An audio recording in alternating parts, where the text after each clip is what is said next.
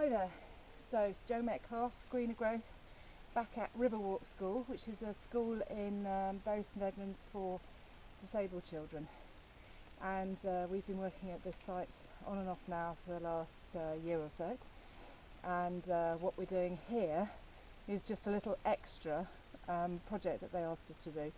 So right on the boundary of the school there is a bridleway, and the bridleway, if you can see, the hedges were coming right over the pathway, which wasn't great for the riders, but also the neighbours were getting a bit fed up. So we've tidied up the hedge a little bit, and we put this fedge in.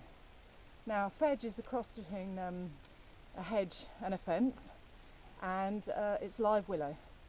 So as long as it gets watered enough in the first year, and it's not too dark, so this is probably slightly different sort of area than we normally would have put one in, but the school were keen to try it because it's a very inexpensive way of creating a natural a habitat friendly boundary.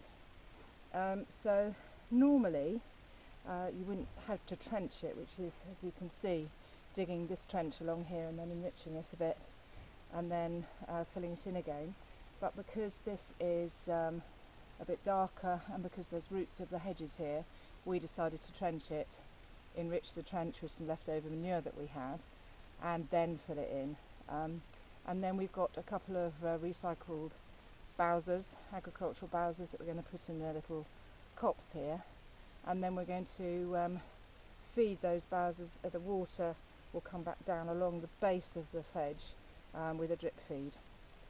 Obviously when the fedges or the green willow arbours are in the garden, the children will water them, and that's part of their learning curve. But with this one we've got to rig something up slightly differently. We do a lot of green willow planting, as you probably know by now if you ever follow us, and the reason we love it is, apart from the fact that we have a plantation to hand so we can access the willow inexpensively, it's also a very, very good thing to put in for habitat, because as soon as it comes out of the dormant season and the buds start coming on, there's lots of pollen laden buds that come in nice and early in the spring, which is important for these wild pollinators that are struggling. And apart from anything else, it gives you a new resource, particularly with the prison work that we do and with the children and the schools work that we do. It grows very, very vigorously, so if it's happy and if it's well watered, a metre and a half, depending on what variety we're putting in, can then be harvested, either wound back into the fence, which looks lovely, or it can be taken off and used for other projects. So you can put in a new little plantation in a sort of a boggy area somewhere, or you can teach the children how to make willow wigwams or obelisks, Christmas wreaths, and obviously for basket weaving.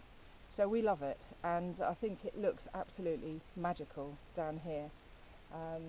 It's been a little bit of a learning curve for us because of the root systems coming from the copse at the side. It took a lot longer to trench it, to dig out the trench, than I had estimated. So we just nipped back down here on the Easter weekend just to see if we can finish it off.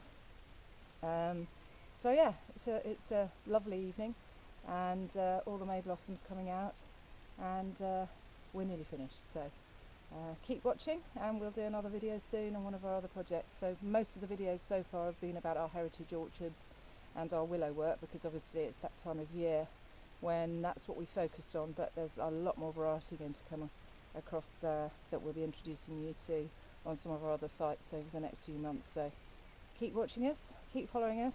If you'd like to volunteer with us, let us know, because there's going to be a lot more opportunity for that to happen this year as well. We're growing fast. Thank you.